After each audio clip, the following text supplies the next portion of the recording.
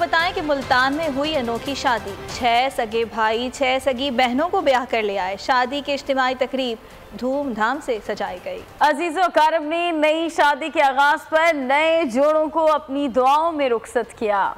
एक नहीं, दो नहीं, तीन नहीं, बल्कि 6 सगे भाइयों ने चचाजाद 6 बहनों को दुल्हनिया बना लिया। एक साथ शादी रचाकर सबको हैरान कर दिया। मुल्तानी खानदान ने महंगाई को टक्कर दे दी। इज्तिमाई शादी की रंगारंग तकरीब सजाई, जिसमें न सिर्फ अजीज़ो अकारिब बल्कि महल्लेदारों ने भी भरपूर शिरकत की और ढोल की थाप पर खूब भंगड़े डाले। सभी इस शादी से बेहद खुश हैं। दुल्हे मियाँ कहते हैं, ये हमारी पसंद की शादी है, एक ज्वाइंट फैमिली बनने जा रही है। सबका प्यार मोहब्बत है आपस में और इंशाल्लाह आगे भी ऐसे कायम रहेगा।